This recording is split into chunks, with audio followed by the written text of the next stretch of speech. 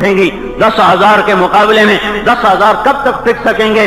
तो बिल्कुल मायूसी थी और अंधेरा था कि अचानक एक तरफ से एक शाह सवार ने सफों को चीरा और उसकी तलवार ऐसे घूम रही थी जैसे बिजली कौनती है, और उसके करीब कोई आने की जरूरत नहीं कर रहा था। तो ऐसे हवा की तरह उसके चारों तरफ तलवार घूम रही थी और वो सफों को चीरता हुआ रास्ता बनाता हुआ आगे आ रहा है। जब हलचल सी हुई तो राफे बिन उमैरा रज़ियल्लाहु तआला अन्हु ने मुतवज्जह होकर कहा, ये कौन है जो आज शजाअत की नई दास्तान लिख रहा है।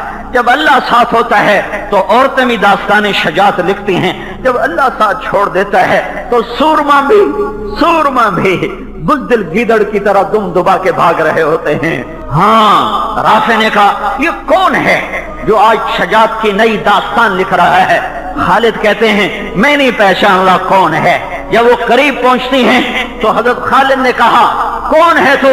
अर्दैत अल्लाह व रसूला, आज तूने अल्लाह उसके रसूल को राजी कर दिया, आज तूने हमारे कलेजे ठंडे कर दिए। कौन है? तो उन्होंने कहा, मैं तेरी बेगम हूं उम्मे तमीम। ये टोपी पकड़ अपनी।